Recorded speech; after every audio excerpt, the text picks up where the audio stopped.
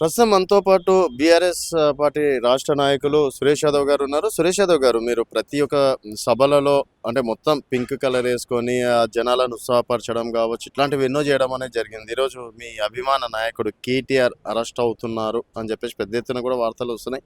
ఏందండి అరెస్ట్ అవుతే ఏం చేస్తారు, ఏంటి పరిస్థితి? రాక్షసుడు రాజ్యం వెళ్తే ఎట్లుండదో ఇలా తెలంగాణ రాష్ట్రంలో ఈ రాక్షసు పరిపాలనలో పిచ్చోడి చేతిలో రాయి అయిపోయింది. అరెస్ట్ చేస్తే చేయనియండి, ఏం చేస్తాం? మాకు చట్టం మీద నమ్మకం ఉంది. మేము న్యాయస్థానంలో చూస్తాం. మేము తెల్ల కాగితం లాంటి మల్లెపువ్వు లాంటి వ్యక్తి కేటీఆర్ గారు. ఆయన అరెస్ట్ చేస్తాం, జైలు వేస్తే మా మానసిక ధైర్యం దెబ్బతింటుందని కూడా పొరపాటు. మాది ఉద్యమ పార్టీ. జైల్లో పోవడం కొత్త కాదు, కొట్టాడడం కొత్త కాదు. ఇలాంటి దుర్మార్గం చాలామంది చూసి ఇక్కడ దాకా వచ్చిన వాళ్ళు.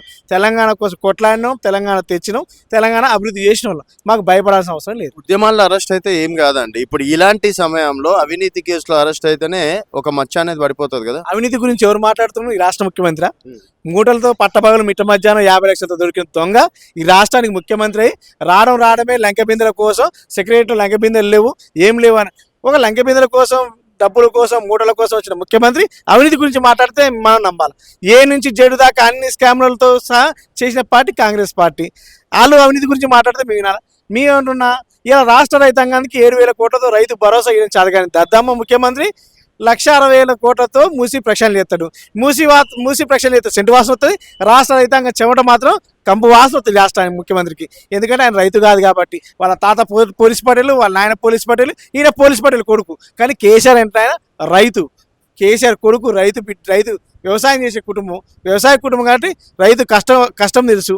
ఈ రాష్ట్రంలో ఎద్దేర్చి వ్యవసాయం, రైతు రాజ్యం బాగుపడేది. స్వతంత్రం వచ్చేదాకా రైతును ఓటు బ్యాంకుగా చూసారు, కానీ రైతును ఎప్పుడు కూడా రాజుని చేయలే. కానీ కేసీఆర్ గారు మాత్రమే రైతును రాజు చేయాలని రైతు బంధు పథకం ప్రవేశపెట్టడం జరిగింది.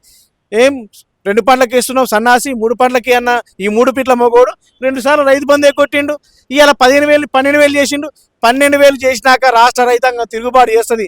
మాలాంటి యువ రైతులు తిరుగుబాటు చేస్తారు. తట్టుకునే శక్తి లేక ఈ రాష్ట్ర ముఖ్యమంత్రి 12,000 ఎందుకు చేస్తున్నావు అని కొట్లాడతానని డైవర్షన్ పాలిటిక్స్ లో భాగంగానే కేటీఆర్ గారు అరెస్టు. ఒకవేళ మీ కేసీఆర్ గారు రైతుల కోసం, వాళ్ళ కోసం అంతా పట్టేసుకుంటున్నాడు, సొంత కొడుకు ఈరోజు జైలుకు వెళ్ళబోతున్నారు అని చెప్పేసి తెలిసిన ఎందుకు స్పందించట్లేదు?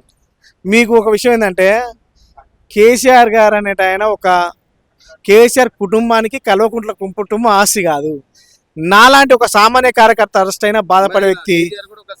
నేనేమంటున్నా కేసీఆర్ అంటే ఆయన మాకు అన్ని, మా ఆస్తి తెలంగాణ ఆస్తి, మా బీఆర్ఎస్ పార్టీ ఆస్తి. మా గురించి ఎంత ఆలోచిస్తుంది, కన్నా కొడుకు గురించి ఎన్ని అవినీతి కేసులు పెట్టినా, ఏమి అక్రమ కేసులు పెట్టినా, ఎంత ఇబ్బంది పెట్టినా, ఒక మహిళను చూడకోకుండా చోటాబాయ్ బడేబాయ్ కలిసి 5 నెలలు జైల్లో పెట్టాం. మనని వచ్చినాక ఆపగలిగిరా? కల్వకుంట్ల కవిత గారిని ఆపగలిగిరా? రేపు కేటీఆర్ గారిని ఆపే శక్తి ఉందా? వీళ్ళ కాంగ్రెస్ ప్రభుత్వ నాయకులందరూ కూడా బిడ్డ గుర్తుపెట్టుకోరి. మీరు ఎన్ని అక్రమ కేసులు పెట్టినా, మీరు ఎంత హింసించినా, మాలాంటి వాళ్ళని ఎంత ఇబ్బంది పెట్టినా, ప్రశ్నించే గుర్తులు లోపల పెట్టినా, మేము వచ్చే 3-4 ఏళ్లలోకి వచ్చేది మా ప్రభుత్వం. మిమ్మల్ని బట్టలిపి బయార్లో మీ అవినీతిని బయట పెట్టే బాధ్యత అధినాయకత్వం తీసుకోకపోయినా మాలాంటి బీఆర్ఎస్ సైనికులు తీసుకుంటారు. మీ అనుమూల రాజ్యాంగాన్ని బరాబర్ చేస్తాం. మీరు చేస్తేనే సంసారం, మేము చేస్తే విచారమా? బరాబర్ బజార్లో బట్టలు ఇప్పి నిలబెట్టే బాధ్యత మేము తీసుకుంటాం. ఎవరిది నడుస్తుంది? ఏసీబీ యాంటీ కరప్షన్ బ్యూరో నడుస్తుంది. ఇక్కడ అనుమూల కరప్షన్ బ్యూరో నడుస్తుంది. రాష్ట్రంలో అవినీతి రాజ్యాంగం, అనుమూల రాజ్యాంగం నడుస్తుంది. ఎవరు బాగురు సంతోషంగా? ఈ రాష్ట్రంలో ఎవరు బాగురు? ఎవరి మీద పెట్టాలండి కేసు? రైతు బంధుని రైతు భరోసా చేస్తానని 15,000 చేస్తానని 12,000 చేసి చీటింగ్ చేసి రైతులు ఉసురు కొట్టుకున్న ఈ రాష్ట్రంలో 600 మంది రైతులు ఆత్మహత్య కారణమైన రేవంత్ రెడ్డి మీద పెట్టాలి కేసు.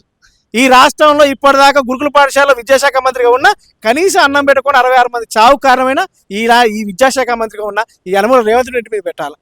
అయ్యో మా భర్తలు మాకు కాన్ రావట్లేదాయే, మా పరిస్థితి బాగలాయే, డ్యూటీలో వేసి మా పిల్లలు గుర్తుపట్టలేకపోతున్నారు, మా భర్తలకి సెలవులు ఇప్పించారని రోడ్డు ఎక్కిన బెటాలియన్ మహిళలు ఉసురు కొట్టుకోవాలా? వాళ్ళ 16 మంది ఉద్యోగాలు ఊడిపెట్టేందుకు వాళ్ళ మీద వాళ్ళు పెట్టాలి వీళ్ళ మీద కేసు. నా భర్త ఉద్యోగాలు ఊడిపెట్టినందుకు ఎవరి మీద పెట్టాలా? ఇప్పటిదాకా